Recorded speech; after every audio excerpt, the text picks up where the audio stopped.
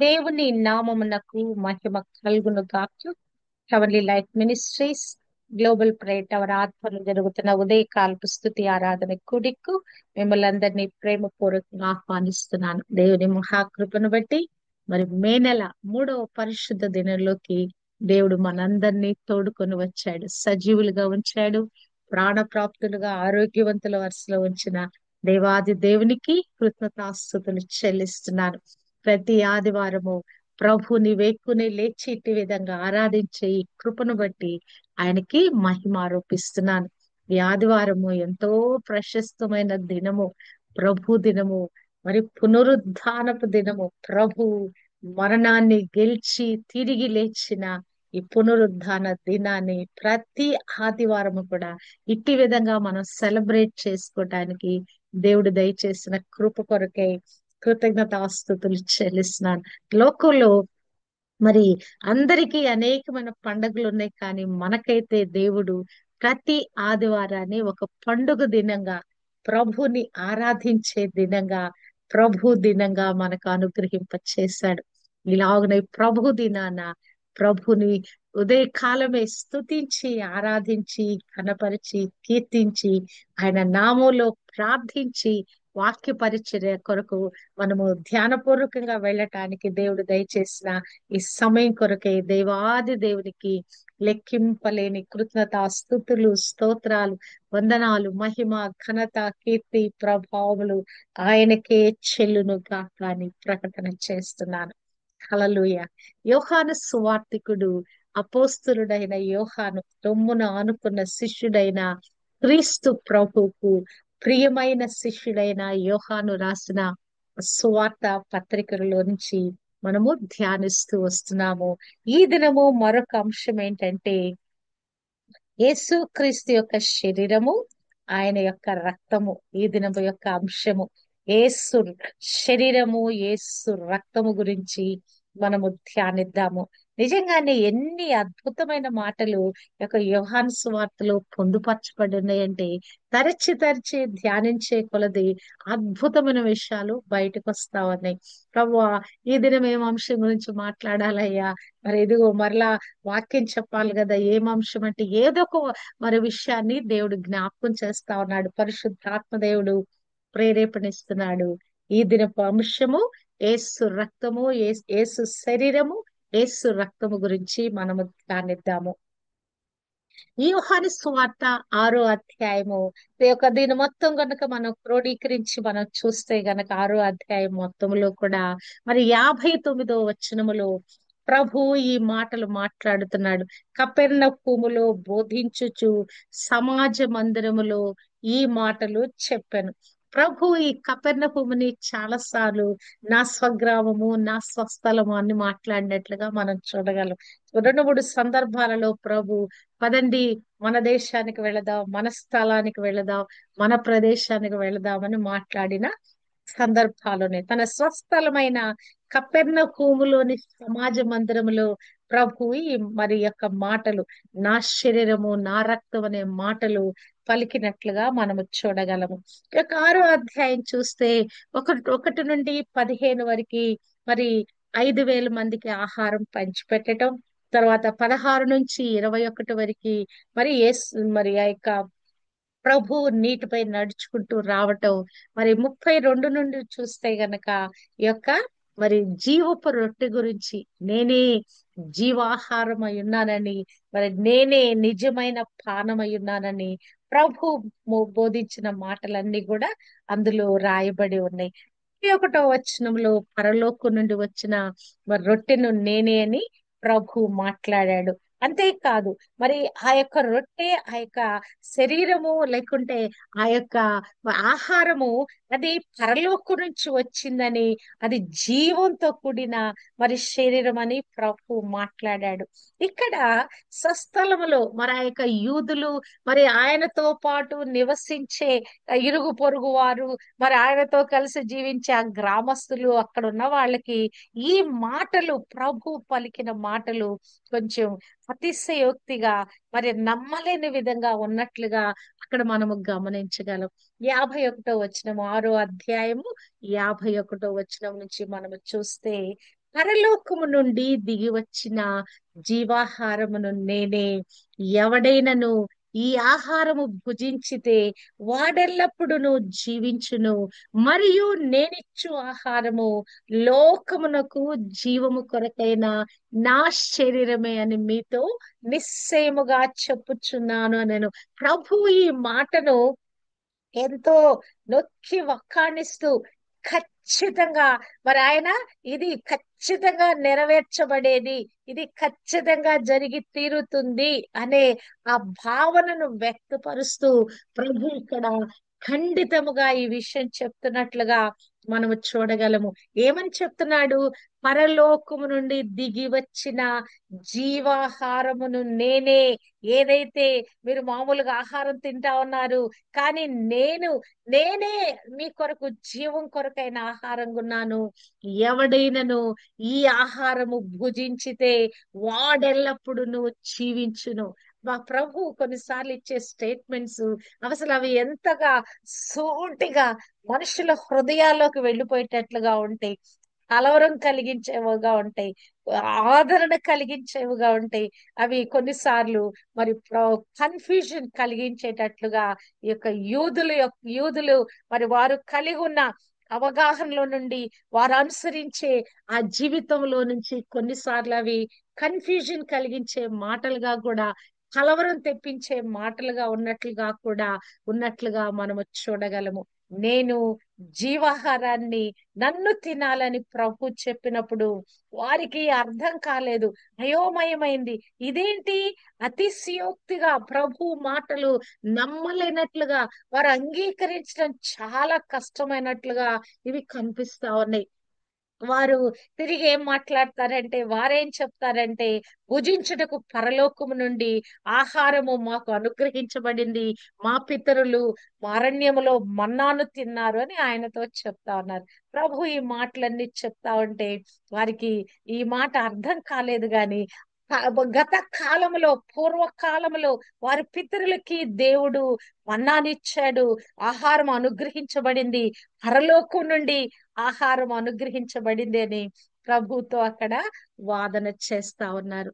అప్పుడు ప్రభు 31వ వచనంలో వారు ఆ మాట చెప్తే 32వ వచనంలో అంటున్నాడు, పరలోకము నుండి వచ్చు ఆహారము మోషే మీకు ఇయ్యలేదు, నా తండ్రియే పరలోకము నుండి వచ్చు నిజమైన ఆహారమును మీకు అనుగ్రహించుచున్నాడు.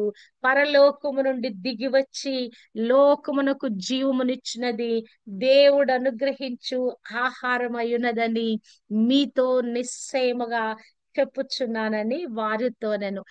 ప్రభు వారితో మాట్లాడుతూ వారితో మరొక సంభాషణ చేస్తా ఉన్నాడు. ఏమని చెప్తున్నాడంటే, పరలోకం నుంచి వచ్చిన ఆహారము అది మరి ఆ ఆహారాన్ని మోషే ఇవ్వలేదు, పరలోకం నుండి తండ్రి పంపించాడు. వాళ్ళు ఏమనుకుంటున్నారు? మోషే ద్వారా ఈ అద్భుతం జరిగింది అని అనుకుంటున్నారు, కానీ పరలోకం నుండి తండ్రి అయిన దేవుడు వారి కొరకు పంపించాడు అనుకోవటల్లా. ఇక్కడ ఏమంటున్నాడంటే ప్రభు ఇక్కడ ఇది జరిగిపోయిన విషయం, మరి భూతకాలంలో జరిగిపోయిన విషయం. పరలోకం నుండి వచ్చిన రొట్టెనిచ్చింది, లేకుండా జీవాహారాన్ని ఇచ్చింది మోషే కాదు, నా తండ్రి మీకు నిజమైన జీవాహారాన్ని మీకు ఇస్తున్నాడు అని 32, 33, 6 అధ్యాయంలోంచి మాట్లాడుతున్నాడు. 35లో అంటాడు, అందుకు యేసు వారితో ఇట్లనెను, జీవాహారము నేనే, నా యొద్దకు వచ్చువాడు ఏ మాత్రమును ఆకలి గొనడు. నిజంగా ఈ అధ్యాయం అంతా చూస్తే గనక ఆ 32వ వచనం మొదలుకొని ప్రభు 31 మొదలుకొని ప్రభు మాట్లాడుతూనే ఉంటాడు, నేను జీవాహారం, నేను, నన్ను తినవాడు బ్రతుకుతాడు, నిరంతరము జీవిస్తాడు. అసలు ఈ సంభాషణ, ఈ మాటలన్నీ కూడా, ఈ సంభాషణ అంతా కూడా అధ్యాయం అంతా జరుగుతా ఉంటది.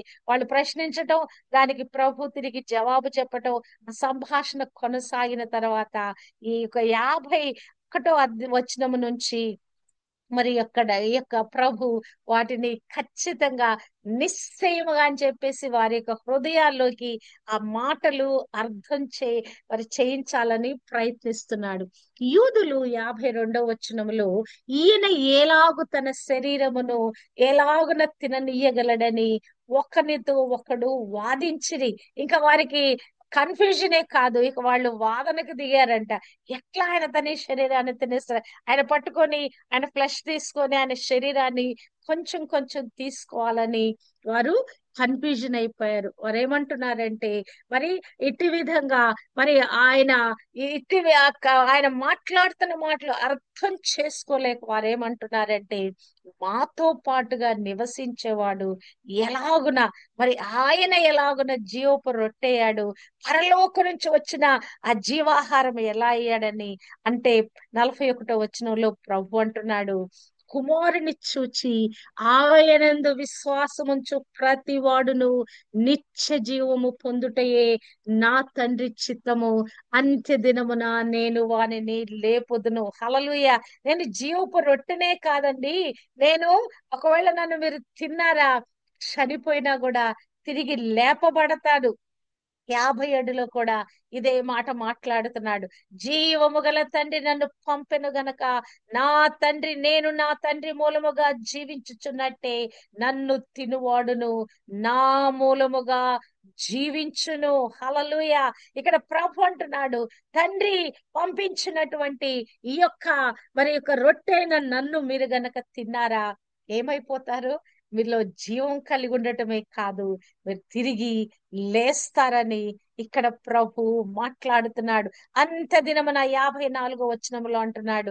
ఇక్కడ శరీరమే కాదు, రక్తము గురించి కూడా మెన్షన్ చేస్తున్నాడు. ఇప్పటి వరకు శరీరం అని మాట్లాడిన యేసుక్రీస్తు ప్రభు 53, 54 వచనాలలో మనుష్య కుమారుని శరీరము తిని ఆయన రక్తము త్రాగితేనే కాని మీలో మీరు జీవము కలవారు కారు.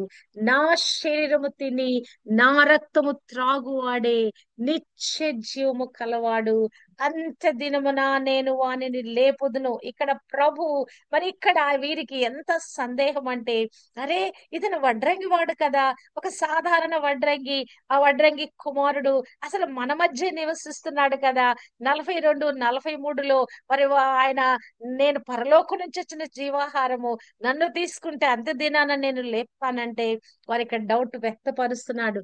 మరి ఆయన ఎలాగున పరలోకం నుండి దిగి వచ్చిన ఆహారం అని ఎలా చెప్తాడు ఆయన అని ఆయన గురించి సణుక్కుంటూ, ఈయన యేసేపు కుమారుడైన యేసు కాడా, ఈయన తల్లిదండ్రులు మనం ఎరుగుదుము కదా, నేను పరలోకం నుండి దిగి వచ్చి ఉన్నానని ఈయన ఎలాగో చెప్పుచున్నాడనేది. అబ్బా, వాళ్ళకి ఎంత సందేహం కలిగిందంటే, అరే మనతో కలిసి జీవించేవాడు, ఇదిగో మన పొరుగున ఉన్నవాడు, ఇదిగో పలానా ఇల్లు కదా వాళ్ళది, వాళ్ళ తండ్రి యేసేపు కదా, మరి ఆయన యేసేపు కుమారుడు కదా, ఆ వడ్రంగి పని చేసుకునే వాళ్ళు కదా, ఈయన ఈ మాటలు చెప్తున్నాడు ఏంటని మరి ఆయన గురించి వాళ్ళు సణుగుతున్నారంట, కన్ఫ్యూజన్ లో ఉన్నారంట. నిజంగానే మరి చూచినట్లయితే మన్నా తిని మరి ఆ యొక్క ఇశ్రాయేలు బ్రతికారు 40 సంవత్సరాలు. మరి వారి ప్రాణాలను మన్నా మరి వారి ప్రాణాలను పెట్టగలిగింది.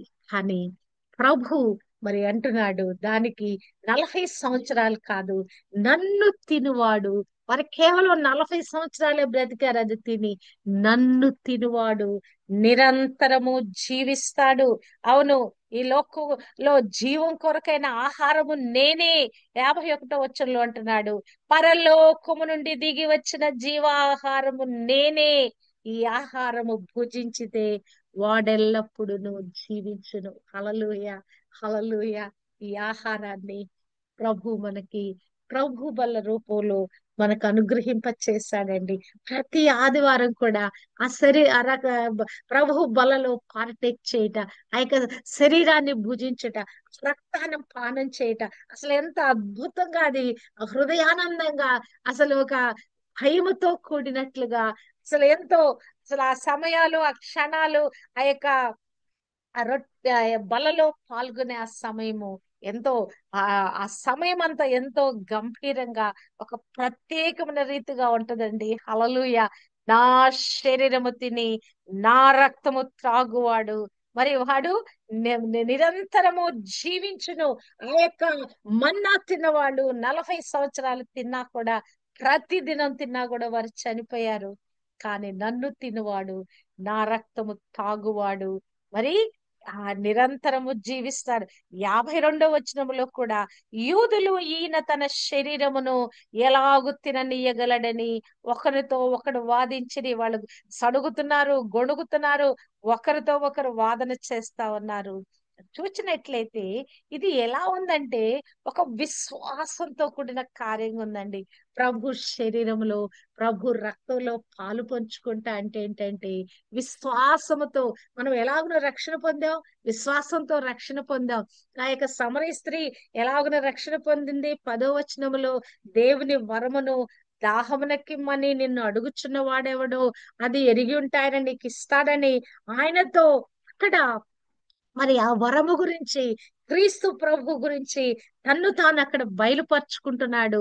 అంటే ఈ యొక్క ఏదైతే బోధ మనకు చేయబడుతుందో దానిని మనము అంగీకరించే వారు ఉండాలండి.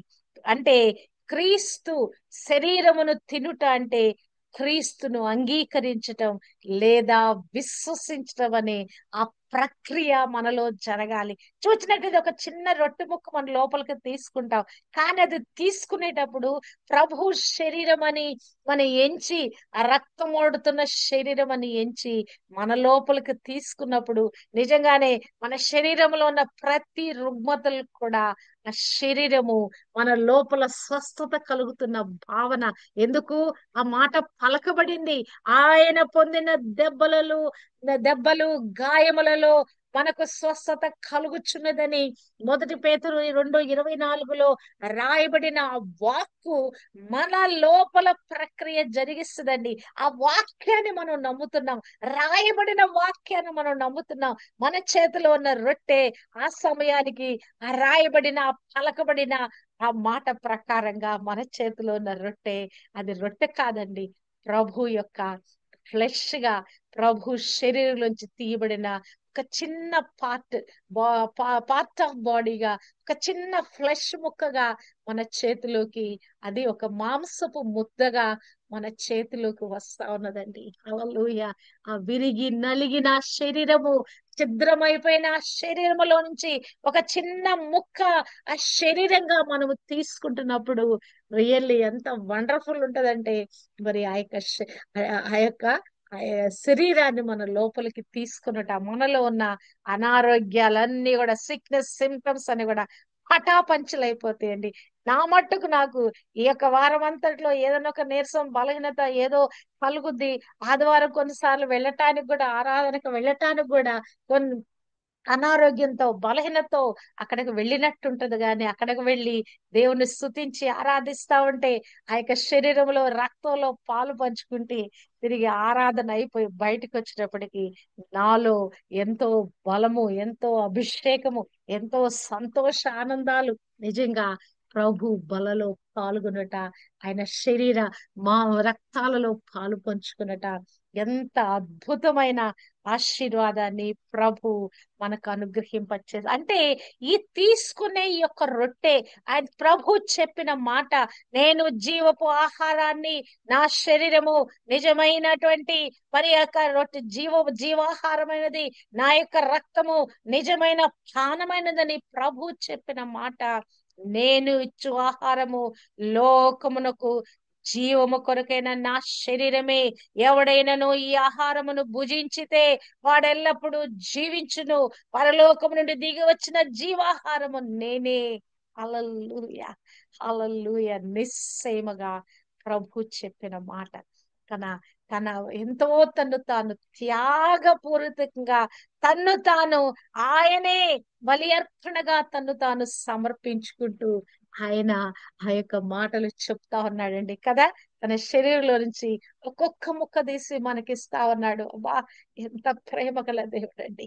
ఆఖరి రక్త బొట్టు వరకు మనకు కార్చి వేసి ప్రాణాన్ని మన కొరకు ఇచ్చిన ప్రభు ఆయన శరీరంలోంచి ఒక పార్టికల్ తీసి మనకిస్తున్నాడండి. ఒక ఫ్లెష్, ఆ ముద్దను తీసి మనకిస్తా ఉన్నాడు. హల్లెలూయా, హల్లెలూయా. మరి యోహాను సువార్త 3:16-17లో దేవుడు లోకాన్ని ప్రేమించాడు. ప్రేమించిన తర్వాత 17వ వచనంలో అంటాడు, లోకము తన కుమారుని ద్వారా రక్షణ పొందుటకే గాని లోకమునకు తీర్పు తీర్చుటకు దేవుడు ఆయనను లోకములోనికి పంపలేదు. అంటే ఈ మానవాళి యావత్తు కూడా పాప క్షమాపణ పొంది తీర్పులో నుంచి నిత్య జీవులోకి వెళ్ళటానికి నా కుమారుని పంపించాను. నా కుమారుని పంపించానంటే ఆయన శరీరాన్ని మీకు ఇస్తున్నాను, ఆయన రక్తం కూడా మీకు అనుగ్రహించబడుతుందని తండ్రి అయిన దేవుడు ఇక్కడ చెప్తున్నట్లుగా మనము చూడగలము. అసలు ఆయన ఈ లోకానికి ఎందుకు వచ్చాడు? యోహాను సువార్త 1:29 చూస్తే ఆ యొక్క బాప్తిస్మ ఇచ్చి యోహాను చెప్తున్న మాట, యోహాను ఆయన యేసు తన ఎద్దుకు రాగా చూచి 21:29 ఇదిగో లోక పాపమును మోసుకొని పోవచ్చున్న దేవుని గొర్రె పిల్ల అని చెప్పాను. హల్లెలూయా. మరి మానవాళి పాప ప్రాయశ్చిత్తం కొరకు పరలోకం నుంచి భూమికి దిగి వచ్చిన ఆ దేవుని గొర్రె పిల్లగా ఆయన ఉన్నాడని అక్కడ యోహాను భక్తుడు బాప్తిస్మ ఇచ్చి యోహాను చెప్తున్నాడు. ఈ గొర్రె పిల్ల అందరి కొరకు బలియాగం కావటానికి, పాప ప్రాయశ్చిత్తం చేయటానికి, అణువు మరి చిత్రహింసలు పెట్టబడటానికి పంపబడిన, పరలోకు నుంచి పంపబడిన జీవాహారమైనది. హల్లెలూయా. ఆ యొక్క ఛిద్రమైపోయిన శరీరము, వలె ఆ యొక్క నలగగొట్టబడిన శరీరము కదా, ఆ పొందిన ఆ దెబ్బలు గాయములతో నిండిన శరీరాన్ని మనం తీసుకున్నట్టు మన ప్రతి అవయవానికి స్వస్థత అండి. నడినెత్తి మొదలుకొని మన శరీరంలో ఎన్ని అవయవాలు ఉన్నాయో, ఎన్ని సిస్టమ్స్ ఉన్నాయో, దాదాపు 12 సిస్టమ్స్ ఉన్నాయి మన శరీరంలో. దాదాపు 38 అవయవాలు ఉన్నాయంట, ఎక్స్టర్నల్ ఇంటర్నల్ కలిపి. ఈ అవయవాలన్నిటికీ స్వస్థత, మనలో ఉన్న ఈ యొక్క సిస్టమ్స్ ఏదైతే డైజెస్ట్ సిస్టమ్, రెస్పిరేటరీ సిస్టమ్, లేకుంటే ఇంకా ఏదైనా బ్లడ్ సర్క్యులేషన్ సిస్టమ్, ఇంకా ఏ సిస్టాలు మన బాడీలో ఉన్నాయో వాటన్నిటికి కూడా స్వస్థత అండి. ఫ్రమ్ హెడ్ టు టో, మరి ఆ తల నుండి కాలు వరకు ఉన్న ప్రతి ఒక్క అవయవానికి కూడా ఈ యొక్క పస్కా గొర్రె పిల్లగా నిజంగానే ఇశ్రాయేలు ప్రతి ఏటా ఈ పస్కా పండుగను చేస్తారు కదా. నిర్గమకాండము 12 అధ్యాయంలో రాయబడిన కదా, ఏటేటా వారు ఆ యొక్క మొదటి నెలలో మరి 14వ దినాన, మరి 15వ దినాన వాళ్ళు ఆ యొక్క కంపల్సరిగా పస్కా పండుగ వాళ్ళు చేస్తారు కదా. 53 అధ్యాయంలో కూడా ప్రభు మన కొరకు బలియాగమయ్యాడని మరి రాయించి ఉంచాడు కదా. మరి యూదులకైతే అది అర్థం కాలేదు గాని, ఈ మత నాయకులకి అది అర్థం కాలేదు గాని, ఎందుకు వాళ్ళు ఆ యొక్క పశువుని, వాళ్ళు ఆ యొక్క బలిపీఠం మీద బలి పశువును వధించినప్పుడు ఆ మాంసము విషయంలో రక్తము లేకుండా వాళ్ళు తినాలి. వాళ్ళకి ఏముంది, రక్తము లేకుండా మాంసాన్ని తినాలి, రక్తాన్ని ఒలికించేయాలి, ఇక్కడ రక్తము తాగాలి అని చెప్పగానే వారికి ఎంతో అసలు అర్థం కాని పరిస్థితి అయిపోయింది. వాళ్ళ కోపం కూడా వచ్చి ఉంటది. అది ధర్మశాస్త్రానికి విరుద్ధంగా ఆయన మాట్లాడుతున్నాడని ఒకటి కలవరం కలగటమే కాదు, వారి కోపం కూడా వచ్చినట్టుంటది. ఏ యూదుడికైనా కూడా రక్తము తాగకూడదు. ప్రభు అంటున్నాడు, నా రక్తము 53లో, నా రక్తము త్రాగితేనే కానీ మీలో మీరు జీవము కలవారు కారు, మీరు మనుష్య కుమారుని శరీరము తిని 53లో అంటున్నాడు. ఇక్కడ మనము చూస్తే మెస్సి అనే పదం, క్రీస్తు అనే పదం పలకలేదు అక్కడ. ఆయన మెస్సి అనే పదం పలకట్ల. మనుష్య కుమారుని శరీరము తిని ఆయన రక్తము త్రాగితేనే కానీ మీలో మీరు జీవము గలవారు కారు. హల్లెలూయా. మనుష్య కుమారుడుగా పరలోకం నుండి భూమికి దిగి వచ్చిన నరావతారి అయిన ఆ ప్రభు యొక్క శరీరము, ఏదైతే శరీరములో ఏదో కృపాసత్ ఆయన శరీరధారి అయి 1:14లో రాయబడినట్లుగా మరి ఆయన శరీరధారి కృపా సత్య సంపూర్ణుడుగా మన మధ్య నివసించను, ఒక శరీరాకారము దాల్చి వచ్చాడు ఆయన. ఆ శరీరాన్ని ఆయన ఒక బలిగా అర్పిస్తా ఉన్నాడు, దేవుని గొర్రె పిల్లగా.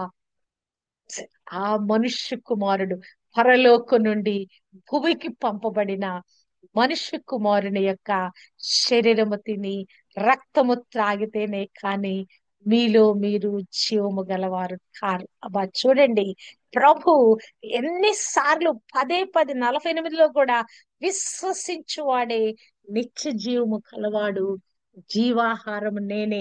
అంటే ఈ శరీరాన్ని రక్తాన్ని తీసుకోవటానికి మనలో ఏం కావాలంటే విశ్వాసం అనేది కావాలండి.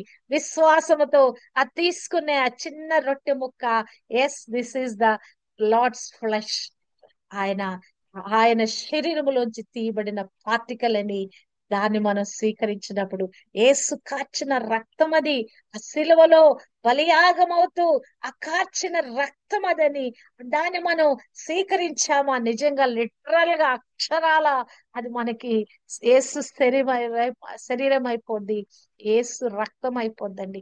నిజంగా అసలు అది నేను ఒక సాక్ష్యం విన్నాను. ఆ సాక్ష్యం విన్నదాన్ని బట్టి నాకు అది ముద్రించబడింది నా హృదయంలో, నా మనసులో ఆ మాటలు ముద్రించబడి ఎప్పుడు నేను ఆ శరీరాన్ని రక్తాన్ని పానం చేసిన, లేకుంటే ఆ రొట్టెను ఆ ద్రాక్ష రసం తీసుకున్నప్పుడల్లా నాకు అదే భావన కలుగుద్ది. నాకు ఒక ఫ్రెండ్ ఉంది, నా కొలిగ్ ఉంది అనమాట, సిస్టర్ జాయిస్ అని. ఆమెకి చాలా చేతబడి, భయంకరమైన చేతబడులు చేశారు. చేస్తే గనక ఆమె ఆ, ఆంగ్లో ఇండియన్స్ వాళ్ళు క్రీస్తు ప్రభుని అంటే వాళ్ళు చాలా పై పైన సోఫిస్టికేటెడ్ ఉంటారన్నమాట. క్రీస్తు ప్రభువులో ఉన్నట్టే ఉంటారు కానీ అంతగా ప్రభువుకు సమీపంగా జీవించరు. ఈమెకు కలిగిన ఈ చేతబడులు, ఈ మంత్రాలు వీటిని బట్టి ఆవిడ ప్రభువుకు సమీపంగా వచ్చింది. ప్రార్థనలు చేయించుకోవటం, విడుదల స్వస్థత కొరకు ప్రార్థనలు చేయించుకోవడం, మొత్తానికి రక్షణ మార్గంలోకి వచ్చేసింది ఆవిడ. రక్షణలోకి వచ్చిన తర్వాత బాప్తిసం తీసుకుంది. బాప్తిసం తీసుకున్న మొట్టమొదటి వారము మరి ప్రభు బలి ఇచ్చేటప్పుడు ఆ ప్రభు బలలో ఆమె చేయి వేసినప్పుడు దైవజనుడు వస్తున్నాడంట. ఆ దైవజనుడు వచ్చి ఆ యొక్క రొట్టెను పంచుట ఆమెకి క్రీస్తు ప్రభువే స్వయంగా వస్తున్నట్లుగా ఆమె కనిపించిందంట. వచ్చి ఆ రొట్టె ముక్కని ఇస్తా ఉంటే ప్రభువే తన శరీరంలోంచి ఒక ముక్కను తీసి ఇస్తున్నట్లుగా, తన శరీరంలోంచి ఒక ముక్కను తీసి ఇస్తున్నట్లుగా ఆమెకి అనిపించిందంట. ఆమె దర్శనం చూస్తా ఉన్నది. ఆ యొక్క ప్రభు రాత్రి భోజనము ప్రక్రియ అక్కడ సంఘంలో జరుగుతా ఉంది. ఇది ఈమె దర్శనంగా చూస్తా ఉన్నది. ఆయన వచ్చి అది ఇచ్చాడంట. తర్వాత రక్తము మరి అందరికి ఒక ద్రాక్షరసం పంచేటప్పుడు మరలా ఆయన వచ్చి మరి ఆ యొక్క రక్తాన్ని, తనలో నుంచి కార్చిన రక్తాన్ని ఆమెకి ఆ యొక్క ఆ గిన్నెలో ఇస్తారు కదా, మనకి చిన్న చిన్న పాప ఇవి ఇస్తారు కదా, అందులో మరి ఆ ఇచ్చారట. ఫస్ట్ ఆమె శరీరాన్ని సేవించగానే ఆమెలో నుంచి ఒక పెద్ద కాలిక శక్తి పడిపోయిందంటండి. ఆ దాన్ని తీసుకోగానే ఆ శరీరము ఎప్పుడైతే ఆమె ఇది ప్రభు శరీరం అని మీరు అని అనుకొని ఆయన పొందిన దెబ్బలు గాయములో మీకు స్వస్థత కలుగుచున్నదని దైవజనుడు అక్కడి నుంచి పలుకుతా ఉన్నాడు ఫుల్ పీట్ నుంచి. ఆమె అది సేవించగానే ఆమెలో ఒక పెద్ద కాలిక శక్తి పడిపోయిందంట. ఇక తర్వాత రక్తాన్ని ఆమె స్వీకరించగానే ఆమె లోపల కొన్ని వేల దయ్యాలంటే పాముల రూపంలో ఉన్నాయంట. అవన్నీ కూడా అసలు బయటకు వచ్చేసి పారిపోతున్నాయంట. హల్లెలూయా. యేసు శరీరము, యేసు రక్తము అంత ప్రాశస్తమైనది, అంత పవర్ఫుల్ అయినదండి అది. ఆ ఆ శరీరము రక్తము ఏదో నామినల్ గా మనం తీసుకునకూడదు. ఆ యొక్క శరీరాన్ని, ఆ రక్తాన్ని మనం సేవించేటప్పుడు ఖచ్చితంగా మనము హృదయపూర్వకంగా విశ్వాసంతో ఆ శరీర రక్తాల్లో మనం పాలి భాగస్థులం అయితే నిశ్చయంగా తిరిగి మనకు ఆరోగ్యం చేకూర్చబడుద్దండి. మన బలహీనతలన్నీ తొలగిపోతాయి, మన రుగ్మతలన్నీ తొలగిపోతాయి. హల్లెలూయా. నా స్వీయ అనుభవంలో నుంచి, నేను విన్న సాక్ష్యంలో నుంచి నేను నేర్చుకున్న సత్యం ఇది. హల్లెలూయా. ఎంతో భయంతో ఆ రొట్టె చేసేటప్పుడు, ద్రాక్ష రసం తయారు చేసేటప్పుడు నేను ఎంతో భయంతో దాదాపు 25 సంవత్సరాల నుంచి ఈ పని నేను చేస్తా ఉన్నాను. ఆ రొట్టె ద్రాక్ష రసం సిద్ధపరచుట అసలు ఎంతో భయంతో కూడిన పనిగా, ప్రభు శరీరం అది, ప్రభు రక్తం అది, ప్రభు నాకెందుకు ఇచ్చావయ్యా ఈ పని, నాకెందుకు ఇచ్చావయ్యా ప్రతి వారం నేను అనుకుంటా, ఇది తయారు చేసే పని నాకెందుకు ఇచ్చావయ్యా. నిజంగానే ఆయన గోధుమ గింజగా ఆ యొక్క భూమిలో పడి ఆయన గోధుమ మొక్కగా ఎదిగి అనేక గోధుమలు మనకు పంచి ఇచ్చి, ఆ గోధుమలన్నీ కూడా మరి దంచబడి కదా, ఆ గోధుమలన్నీ కూడా దంచబడి పిండి చేయబడి, ఆ పిండి మన చేతుల్లో పిసకబడి ఒక ముద్దగా మారి, ఆ ముద్ద రొట్టెగా వత్తబడి అది కాల్చబడి తిరిగి మన చేతుల్లో ఆహారంగా అది పంచి పెట్టబడతా ఉంది. ప్రభు అట్టి విధంగా తను తాను ఆ శరీరాన్ని ఆయన అట్టి విధంగా మన కొరకు అనుగ్రహింప చేశాడు. గోధుమ గింజ భూమిలో విత్తకపోతే అది చనిపోకపోతే తిరిగి అది మరి మనకు తిరిగి పంటనివ్వదు అన్నట్లుగా గోధుమ గింజగా ప్రభు కదా తన శరీరాన్ని అట్టి విధంగా భూమిలో విత్తి మన కొరకైన ఆహారంగా ఆయన మార్చబడ్డాడు కదా. ప్రభు శరీరము, ప్రభు రక్తము, ఈ రక్తము మనల్ని పాప క్షమాపణలోకి నడిపిస్తుందండి. శరీరము ద్వారా మనకి స్వస్థత వచ్చేసింది. ఈ యొక్క రక్తాన్ని తీసుకుంటున్నప్పుడు ఈ రక్తము మన లోపల ఉన్న మనస్సాక్షిని కూడా శుద్ధి చేస్తుందండి. ఈ రక్తము యొక్క ప్రత్యేకత ఇది. యేసు రక్తాన్ని మనం సేవించామంటే మన లోపల ఉన్న కల్మషాలు, మనలో ఏదైతే శరీర కార్యాలు ఉన్నాయో అవన్నీ కూడా మన లోపల నుంచి కడగబడతాయండి. ఆ రక్తము మన లోపల పెనట్రేట్ అయ్యి మనలో ఉన్న అవలక్షణాలు ఏదైతే పాపానికి సంబంధించిన హేతు ఉందో అదంతా కూడా ప్రక్షాళన చేస్తుందండి. ఏసు రక్తము మనలను నీతిమంతులుగా చేస్తుంది. హల్లెలూయా. నా శరీరము నిజమైన ఆహారము, నా రక్తము నిజమైన పానమైనదంటే నిజంగానే అది ఎంత అద్భుతమైనదండి. ఆ యొక్క శరీరము రక్తము మనము సేవించేటప్పుడు మనకు అర్థమవుద్ది. అది తీసుకొని ఆ యొక్క దాన్ని మనం పొందుకున్నప్పుడు మనకు అర్థమవుద్ది. ఆ రక్తంలో ఉన్న ఆ శక్తి, ఆ పవర్ఫుల్నెస్, అసలు అది ఎంత పవర్ గా మనలో అయిపోద్దంటే మన లోపల ఉన్న పాపమంతా కూడా ప్రక్షాళన అయిపోద్ది. మన అంతరంగంలో, మన హృదయంలో, మన మనసులో, మన మనస్సాక్షిలో హల్లెలూయా ఈ రక్తము పెనట్రేట్ అయ్యి మనని నీతిమంతులుగా ప్రతి ఏరియాలో, each and every area of our life మనల్ని నీతిమంతులుగా మార్చి వేస్తుందండి. అందుకే ప్రభు ఈ గొప్ప భాగ్యాన్ని మనకు అనుగ్రహింప చేస్తా ఉన్నాడు. నా శరీరము తిని ఆ రక్తము తాగువాడే నిత్య జీవము గలవాడు. నిరంతరము నువ్వు జీవించేవాడుగా ఉండాలా. నువ్వు బాప్తీసు అనుభవంలోకి వెళ్ళాలి. ఆ రక్షణ పొందుకోవాలి. నా ప్రభువును నువ్వు ఒప్పుకొని తీరాలి. అప్పుడు అప్పుడు ప్రభు ఏం చేస్తాడు? నిత్య జీవానికి నేను వారసుడిగా చేస్తాడు. అంత్య దినాన నువ్వు లేపబడతావు. ఈ భూమి మీద పుట్టిన వారు కొద్దిమంది నిత్య మరణానికి వెళ్ళిపోతున్నారు. కానీ నేను ప్రభునందు విశ్వసించాము. నిరంతరము జీవించే గుంపులోకి మనం వెళ్ళబోతా ఉన్నాం. హల్లెలూయా. ఇంకా అంటున్నాడు ప్రభు 56వ వచనంలో, నా శరీరము తిని నా రక్తము త్రాగువాడు నాయందు నేను వానియందును, నాయందును త్రాగువాడు నాయందును నేను వానియందును నిలిచి ఉందుము. హల్లెలూయా. ప్రభువులో మనము అబైడ్ అయిపోతామండి, కలిసిపోతామండి. ప్రభువు మనము ఒక్కటైపోతామండి. ఆ శరీరము తిని రక్తము త్రాగిన తర్వాత మన హృదయము, మన మనస్సు, మన ఆత్మ ఆయన వశమైపోద్దండి. ఆయన యందు మనం నిలిచిన వారిగా మనం మార్చబడతాము. ప్రభు ఆ శరీరము రక్తము రూపంలో మనలో ఆయన మమేకమైపోతున్నాడు. మనము ఆయనలో మమేకమైన వారిగా మార్చబడుతున్నాము. హల్లెలూయా, హల్లెలూయా. నిజంగానే 63లో అంటాడు, నేను మీతో చెప్పియున్న మాటలు ఆత్మయు జీవమునై ఉన్నవి. హల్లెలూయా.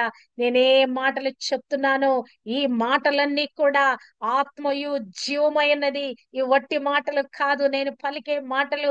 అవి ఖచ్చితంగా జరిగేవి, మీలో ఆత్మకార్యము జరిగించేవి, అవి మీలో పెనట్రేట్ అయ్యాయి, అవి మీలో ప్రక్రియ జరిగించేవి. నా శరీరము తినుట ద్వారా మీకు స్వస్థత కలుగుతుంది. నా రక్తము త్రాగుట ద్వారా మీకు ఏమవుతుంది? పాప క్షమాపణ కలుగుతుంది. మీరు నూతన లోపల అంతరంగంలో శుద్ధి చేయబడుతున్నారు కదా. ఎవరు పరలోకానికి వెళ్ళగలరండి? పరిశుద్ధులు, నీతిమంతులే కదా పరలోకానికి వెళ్ళగలిగిన వారు. అంటే ప్రభు రెండు ప్రక్రియలు మనలో జరిగిస్తున్నాడు. ఈ భూమి మీద మనము జీవించినంత కాలము ఆరోగ్యంగా ఉండాలనేది ఆయన ఉద్దేశము. రెండవది, నీతిమంతులుగా, పరిశుద్ధులుగా, నిత్య జీవములో నిరంతరము ఆయనతో కలిసి జీవించాలన్నది ఆయన ఉద్దేశమైనది. రొట్టె శరీరము ఈ లోకంలో మనం ఆరోగ్యంగా జీవించటానికి, రక్తము నీతిమంతులుగా, పరిశుద్ధులుగా చేయబడి నిత్య జీవానికి, పరలోకానికి, ఆ మహిమలోకి మనం వెళ్ళటానికి, ప్రభుతో నిరంతరము జీవించటానికి. అంతేకాదు, అంత్య దినమున నేను వానిని లేపుదును. అబ్బా చూడండి, ఇది ప్రాముఖ్యమైన విషయం అండి. ఈ లోకంలో జీవించాము, పరలోకానికి వెళ్ళిపోతున్నాం అంటే ఎలా వెళ్ళిపోతున్నాము? ఒకవేళ మనం చనిపోయినా తిరిగి లేపబడతాము. అంత్య దినం అనేది ఒకటి ఉన్నది. ఆ దినము భూమి మీద ఉన్న ప్రతి ఒక్కరు కూడా చనిపోయిన ప్రతి ఒక్కరు కూడా తిరిగి లేపబడతారు. అప్పుడు మరి తీర్పు జరుగుద్ది. ఆ తీర్పులో నుంచి నిత్య జీవంలోకి మనము దాటబడతాము. హల్లెలూయా, దాటించబడతాము. నిరంతరము అంత్య దినమున నేను వానిని లేపుదును. హల్లెలూయా. ఆ మృతిలో నుంచి, ఆ యొక్క మరణమయకరమైన మరణించిన స్థితిలో నుంచి ప్రభు మనల్ని లేపబోతున్నాడు. అంత్య దినాన ఆ కడబోర శబ్దం రోగినప్పుడు మనం అందరం కూడా లేపబడబోతున్నాం. హల్లెలూయా. ఎంత గొప్ప మరి ప్రేమండి ప్రభు మనకు మన మీద. ఆయన నరావతారిగా, మనుష్య కుమారుడిగా, లోక పాపమును మోసుకొని పో దేవుని గొర్రె పిల్లగా ఈ భూమి మీదకి వచ్చి నీ కొరకు నా కొరకు ఆయన ప్రాణత్యాగం చేయటే కాదు, ప్రతి ఆదివారాన ఆయన జ్ఞాపకం చేసుకోవటానికి ఇది మీరు చేయుడి అని మరి శిష్యులతో చెప్పాడు. ఆ ప్రభు రాత్రి భోజనము ఆఖరి దినము, మరి యొక్క సిలువకు వెళ్ళక ముందు గురువార దినము, ఆ రాత్రి కాలము, లాస్ట్ సప్పర్ రోజు ప్రభు ఆయన వాళ్ళకి అదే మాట చెప్పాడు. ఇది మీరు కొనసాగింప చేయాలని చెప్పాడు. దానిని ఏమన్నాడు ప్రభు? ఈ ద్రాక్ష రసము మరలా మనం పరలోక రాజ్యంలో కలుసుకునేంత వరకు కూడా నేను త్రాగను. ఇది నా రక్తంగా మార్చబడుతుంది, ఇది నా శరీరంగా మార్చబడుతుంది కనుక తిరిగి దీన్ని నేను పానం చేయను. ఈ యొక్క ద్రాక్షారసాన్ని నేను పానం చేయను కనుక. కానీ మనమందరం కలిసి ఆ యొక్క విందులో మనమందరం కూడా ఆ యొక్క విందులో పాల్గొని ఆ యొక్క మరి ద్రాక్ష రసాన్ని మనం ఎంజాయ్ చేద్దామని ప్రభు అక్కడ చెప్తున్నట్లుగా మనం చూడగలము. చూడండి, ప్రభు మరి మనుష్య కుమారుడిగా వచ్చి చేసిన ఈ గొప్ప కార్యము, ఆ శరీరాన్ని రక్తాన్ని అప్పగించుట మరి క్రైస్తవ లోకానికి అది ఎంతో గొప్ప అన్యత. అది ఎంతో గొప్ప భాగ్యమైనదండి. అసలు ఆదివారము ఆరాధనకు వెళ్ళటమే గొప్ప భాగ్యము, గొప్ప దీవెన, గొప్ప ఆశీర్వాదం. చాలా మంది ఈ కృపను పోగొట్టుకుంటున్నారు. ఉదయకాలము అది ఆ యొక్క ఆరాధనా దినం ప్రపంచ యావత్తుకి ప్రభుని ఆరాధించడానికి ఈ యొక్క ప్రభు దినం మనకు ఇవ్వబడిందండి. ఈ ఆదివారం దినం ఎందుకు ఇవ్వబడిందంటే, ప్రపంచ యావత్తుకి సెలవు దినంగా ఎందుకు ఇవ్వబడిందంటే, ప్రభుని సేవించటానికి.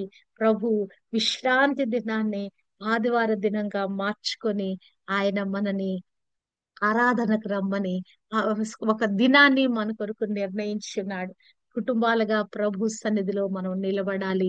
ప్రభు సన్నిధికి వెళ్ళిన మనము ప్రతి ఆదివారమున ఈ శరీరములో రక్తములో మనం పాలు పంచుకోవాలి. మన రుగ్మతలన్నిటినీ మనం విడుదల పొందాలి. అంతేకాదు, మన మనస్సాక్షితో సహా శుద్ధి చేయబడి ఏ క్షణం మన పోకడైనా, ఏ క్షణం ప్రభు రాకడైనా సిద్ధపడిన గుంపులో మనం ఉండాలి. అట్టి విధమైన కృప దేవుడు మనకు దయచేయును గాక. నిజంగానే ప్రభువే తను తానుగా ఆయనే తన శరీరాన్ని రక్తాన్ని మనకి కొరకు ఇచ్చివేసి, ఇదిగో ఈ లోకము కొరకైనా జీవాహారం నేనే, ఇదిగో ఈ లోకం కొరకైనా ఇక నిజమైన పానీయాన్ని నేనే, ఈ ఆహారాన్ని మీరు తినండి, ఈ యొక్క రక్తాన్ని మీరు పానం చేయండి, మీరు నిత్య జీవంలో ఉంటారు, నిరంతరము నాతో కలిసి జీవిస్తారు, మీరు మరణించిన తిరిగి లేపబడతారనే ఒక నిశ్చయిత ప్రభు మనకిస్తా ఉన్నాడు. వాడు ఎల్లప్పుడూ జీవిస్తాడు, వాడు చనిపోయినా తిరిగి నాతో కలిసి జీవిస్తాడని ప్రభు ఇక్కడ నొక్కి వక్కాణిస్తున్నాడు, నిశ్చయంగా చెప్తున్నాడు. ఈ మాటలు మనం విశ్వసిద్దాం. ఆదివార దినాన ప్రభు బలలో పాల్గొందాం. మన రుగ్మతల నుంచి విడిపించుదాం. మన పాపాలకు సంబంధించిన పాప క్షమాపణ మనకున్నది, కానీ దాన్ని మనం ప్రత్యేకంగా అనుభవిస్తాం. ఆ యొక్క పాప క్షమాపణ ప్రక్రియ మనలో ఎలా జరుగుతున్నదని ఆ రక్తము తీసుకున్నప్పుడు అది మనకు ప్రాక్టికల్ గా మనకు అనుభవంలోకి వస్తుంది. నిజంగా అది మనం అనుభవించి తీరాలి. అది తీసుకున్నప్పుడు, అది మనం అనుభవించి తీరినప్పుడు నిజంగా ఆ ఫ్రెష్నెస్, ఇక పాపమే చేయలేదన్న ఆ ఫ్రెష్నెస్ మనకు వచ్చేస్తుందండి. కనుక ఈ దినము ఆదివారం ఆరాధనకు వెళ్ళండి, ఆ ప్రభు బలలో పాల్గొనండి, ప్రభు యొక్క శరీరాన్ని రక్తాన్ని సేవించండి, ఆ యొక్క అనుభవంలోకి వెళ్ళండి. దేవుడు మనందరికీ, క్రైస్తవ లోకమంతటికి ఈ కృప దయచేయును గాక. ఎవరు ప్రభు దినాన్ని నిర్లక్ష్యము చేయకుందురు గాక, ప్రభు బలను నిర్లక్ష్యము చేయకుందురు గాక. యోగ్యతతో ప్రభు బలలో చేయి వేసి ఆ యొక్క దీవెన ఆశీర్వాదము పొందుకుందుము కాక. అయోగ్యతతో చేయి వేస్తే అనారోగ్య పాలైపోతాం, త్వరగా ఈ లోకంలోంచి నిష్క్రమించవలసి వస్తుంది, నరకానికి వెళ్ళవలసి వస్తుంది. కనుక యోగ్యమైన ప్రవర్తనతో ప్రభు బలలో చేయి వేసి ఆరోగ్యంగా ఉందాం, దీర్ఘకాలం జీవిద్దాం, నిత్య జీవంలో నిరంతరము ప్రభుతో కలిసి జీవిద్దాం. అట్టి కృప దేవుడు మనందరికీ అనుగ్రహింప చేయును గాక. ఆమేన్. హల్లెలూయా.